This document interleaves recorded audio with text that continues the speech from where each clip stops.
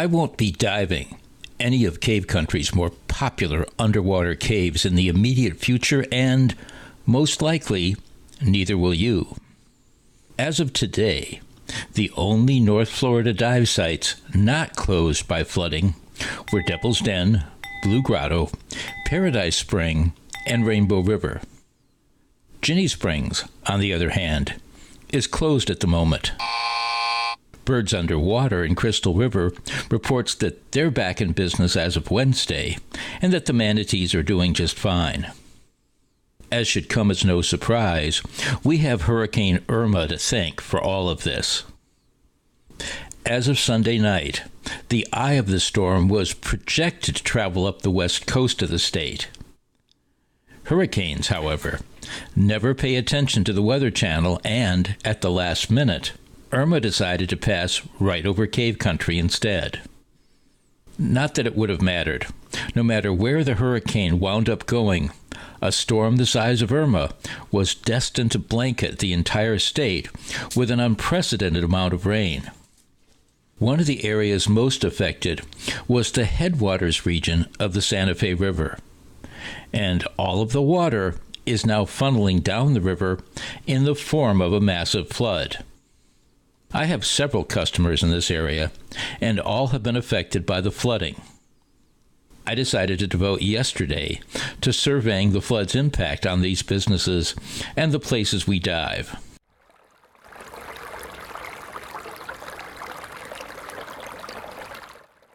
Santa Fe Canoe Outpost reported earlier this week that the flood had pretty much put them out of business for the time being. They posted this photo on their Facebook page, showing the office still high and dry. The catch is, what you see here is actually the building's second story. Shortly after this photo was taken, the water reached the door of the office and let itself in without knocking. I decided to see this for myself, but the Alachua County Sheriff's Department had other ideas. It seems the US 441 bridge out of High Springs is closed due to flooding. And it's not the only bridge currently closed. Authorities have blocked access to the US 27 bridge west of High Springs for the same reason. There has been talk that I-75 might be closed where it crosses the Santa Fe River, although the danger of that happening may have passed. The State Route 47 bridge between Ginnie Springs and Fort White is another matter. It was open as of Thursday morning, but you could see officials from several different agencies working to determine just how long this situation would last. Because of the bridge closures, Cave Country Dive Shop was closed yesterday. It will be open today. Check their Facebook page for more information.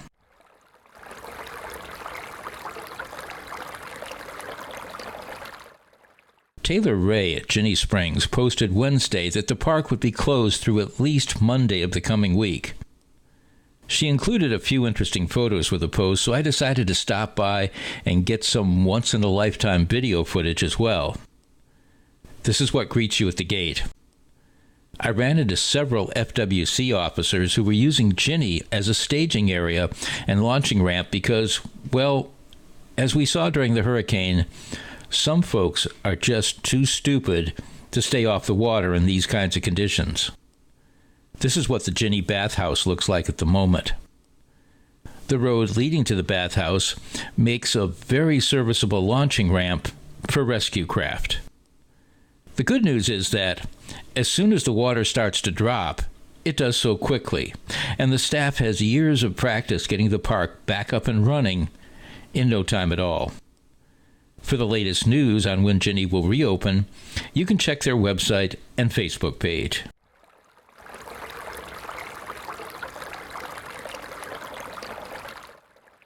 After leaving Ginnie, I decided to see if I could get some footage of the water at the State Route 47 bridge. Traffic was still crossing the bridge, albeit cautiously. Hard to believe that there are people dumb enough to go out on the water under these conditions.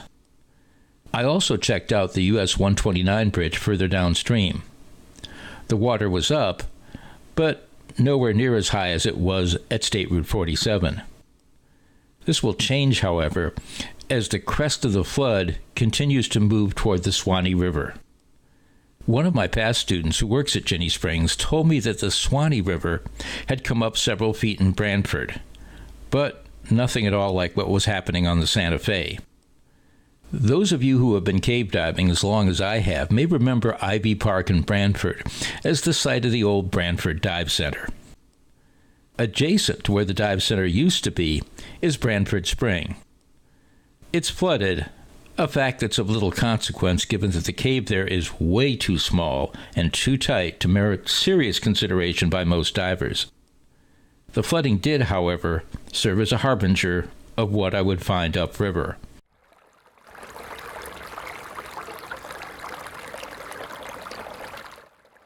The park at Little River was still open when I arrived there in the afternoon. That doesn't mean it was in any way diveable. Experienced cave divers know that, so long as the water is not up past the first couple of steps, and the tannic doesn't extend beyond the stake, you can still squeeze in a dive. Well, we're beyond that point now. Water levels in the Suwannee will continue to rise, and it won't be long before the road leading into the park is completely underwater.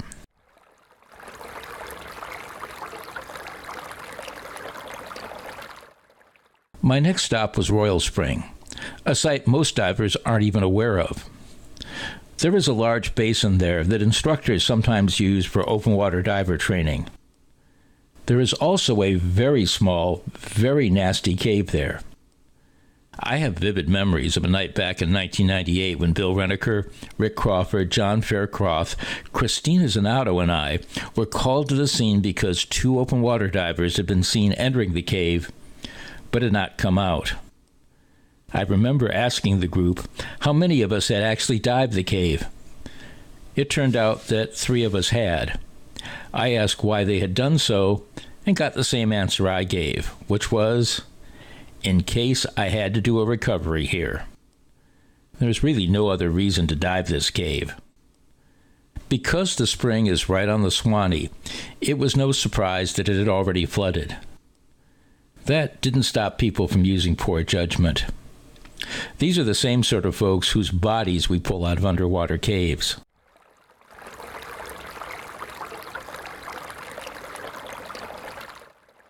I was hoping to get to Peacock before it closed so that I could record what the basins look like in the early stages of a flood. No such luck. I found the same scene repeated at Troy Spring and, surprisingly, Manatee.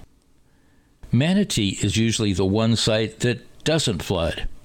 In fact, it's when everything else is flooded that Manatee is at its best. This is because rising water levels in the Suwannee slow down the current inside the cave, reducing the turbidity, which causes much of the normally less than stellar visibility. I suspect the reason for the closure may have been a lack of electrical power or leftover hurricane damage. It's among several state parks listed as closed due to the hurricane on the state park's website. You may want to call the park to see if it will reopen by the weekend.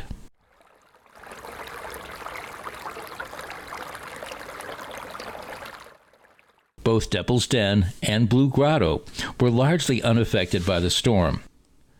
Water levels are up slightly.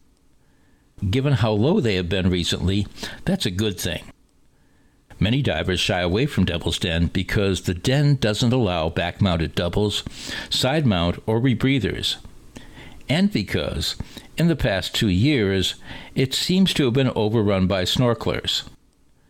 There is also the misperception that the site is too small to make a worthwhile dive. Avoiding Devil's Den is a mistake, however. A single tank provides more than sufficient gas and is easier to use when going up and down those stairs. The den is also bigger than you imagine, and the snorkelers only really occupy a small area. When guiding divers here, I'm usually down for at least 35 minutes or more, and never show them the same thing twice. If you have a GoPro, or any other underwater camera, then you definitely want to dive the den between 10 a.m. and 2 p.m. The lighting effects are spectacular and something you simply won't find anywhere else.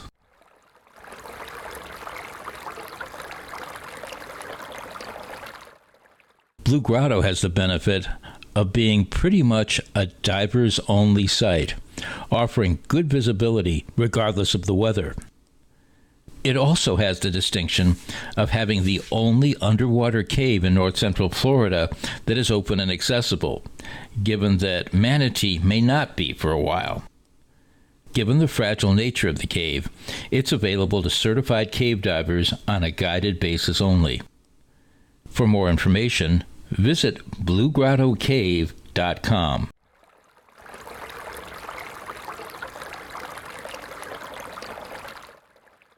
I didn't get the opportunity to drive by Madison Blue, but the state park website IDs it as closed.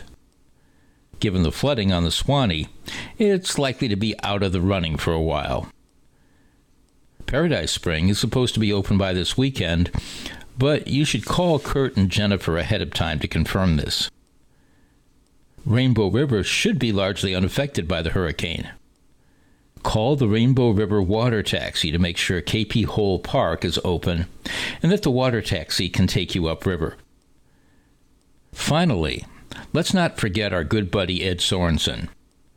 Cave Adventurers posted yesterday that the Mill Pond Caves are all open and diveable.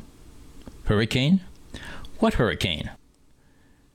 Bear in mind, everything you've seen in this video is current as of Thursday, September 14th. Conditions will change rapidly. The state parks website has a list of parks currently closed due to the hurricane.